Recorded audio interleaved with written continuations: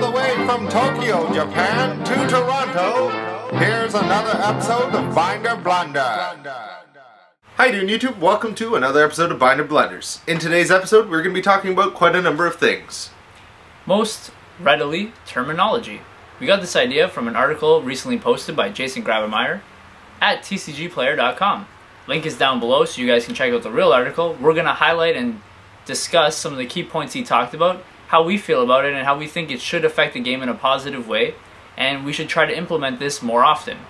You may know Jason Gravemeyer from his many times covering the different YCS events, and of course when it used to be called Shonen Jump.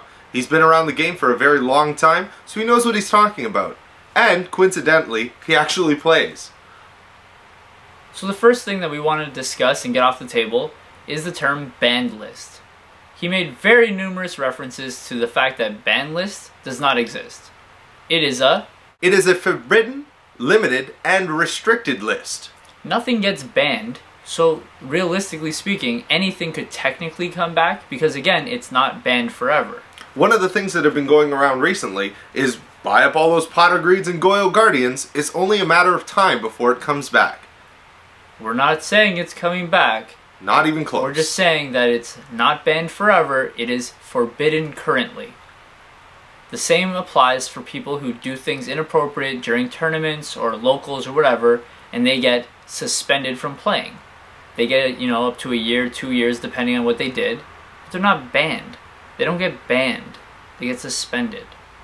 Let's face it, you don't go to prison forever.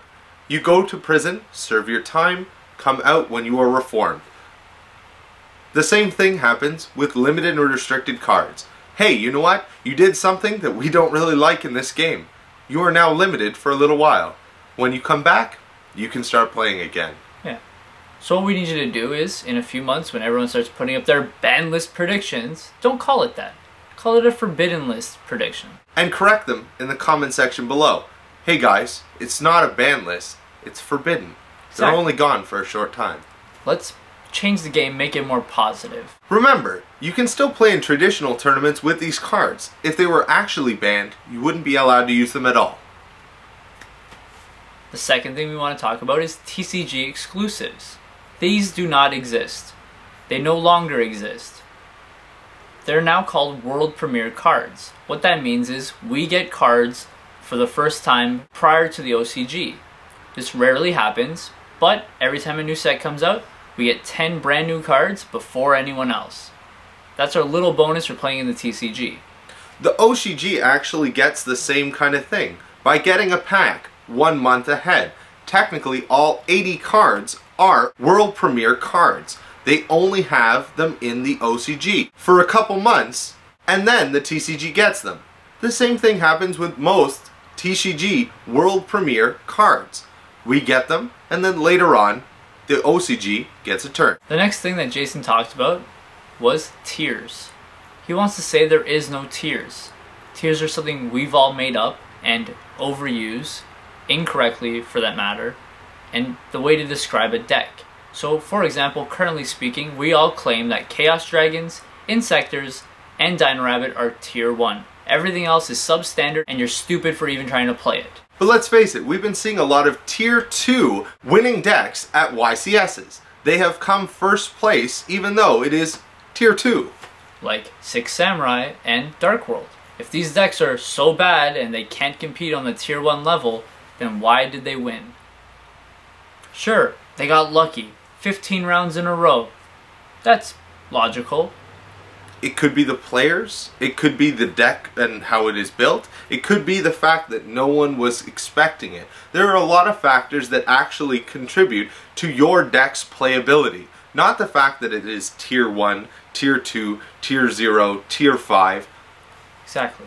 So what we were trying to stray into is instead of just saying Dino Rabbit is tier 1, you say Dino Rabbit won this event, this event, this event. This is a major contender for being one of the best decks in the format. Or Dino Rabbit has had a great showing at this event, this event, this event. Over 50% of the time, it's Dino Rabbits covering the top 16 of 32 decks. And half of this has to do with how much people are playing these decks. The more they win and the more they get hyped up, more and more people jump on the bandwagon.